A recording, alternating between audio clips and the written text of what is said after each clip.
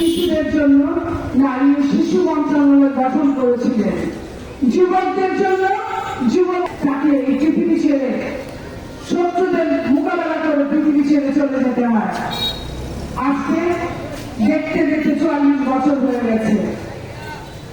আজকে বাংলাদেশে আমরা যেখানে দাঁড়িয়ে আছি সেইখানেও আজকে গণতন্ত্রের অভাব, সেইখানেও আজকে খাদ্যের অভাব। আজ থেকে ২ দিন আগে দেবপ্রিয় ভট্টাচার্য বলেছে ওয়ার্ল্ড ব্যাংকের হিসাব মতে বাংলাদেশের নূতন অভাবী লোকের জন্ম হয়েছে, অতিরিক্ত জন্ম হয়েছে ৫৭ লাখ মানুষের, তার মধ্যে ১৮ লাখই নারী। আমি একটা কথা বলি, যে দেশে পুরুষরা দরিদ্র থাকে সে দেশে নারীরা খাওয়াতে পারে কোনো মতে, কারণ একজন নারী প্রথমে আগে তার স্বামীকে খাবার দেয়, তারপরে সন্তানকে দেয়। কিন্তু যে দেশে নারীরা খেয়ে থাকে, দরিদ্র থাকে, সে দেশে কিন্তু আর কোনো উপায় থাকে না। আজকে আমরা এমন জায়গায় এসে উপনীত হয়েছি, আমাদের গণতন্ত্রের অভাবের পাশাপাশি সমস্ত কিছুর অভাব।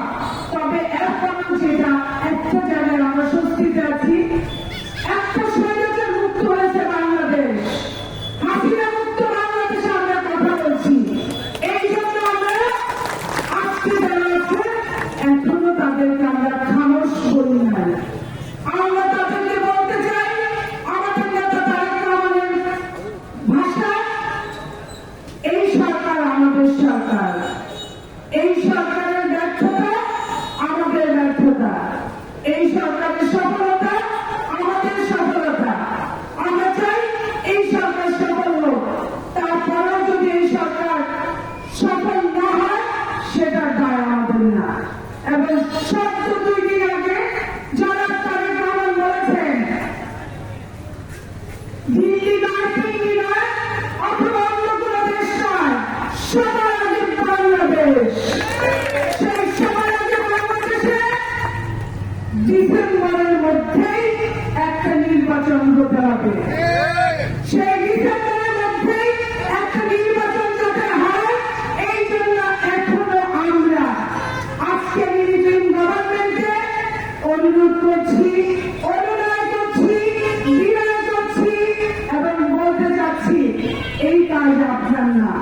আপনি সমস্ত পৃথিবীতে অত্যন্ত কৃতি সন্তান, আমাদের জন্য আপনি কৃতি সন্তান, কিন্তু দেশ চালানোর দায়িত্ব রাজনীতিবিদদের। আপনি এখানে ব্যর্থ হচ্ছেন, এই ব্যর্থতা আমাদেরকে পীড়া দিচ্ছে। আমরা চাই আপনি আপনার সফলতা নিয়ে আপনি একটা সুন্দর নির্বাচন দিয়ে, ডিসেম্বরের মধ্যে নির্বাচন দিয়ে আপনি চলে যান। আমরা আপনাকে বলে রাখবো, আপনাকে আমরা পাশে নিয়ে কাজ করবো। এই বাংলাদেশ যতদিন থাকবে, ৫ই আগস্টে বাংলাদেশ ততদিন স্মরণ করবে। সেই ৫ই আগস্টে আমরা স্মরণ করতে চাই বলে এখন আমরা কিন্তু বলে সোজা আঙুলে ঘৃণা হচ্ছে, আঙুল বাঁকাতে হয়। আমরা কিন্তু আঙুল বাঁকা করি নাই। আমরা আপনাদেরকে বলে দিতে চাই, বাংলাদেশ গণতন্ত্রের অভাবে ডুবলে ডুবলে কাটছে। আপনি সেই অভাবটা অনুভব করুন, আমাদের পাশে এসে দাঁড়ান। আমাদের মা বোনেরা কি চায়? আমাদের মারা চায় আমার ভোটটা আমি দিব, যাকে খুশি তাকে দিব। আমাদের বাংলাদেশে আমার ভোটটা আমি দিব, যাকে খুশি তাকে দিব। সবাই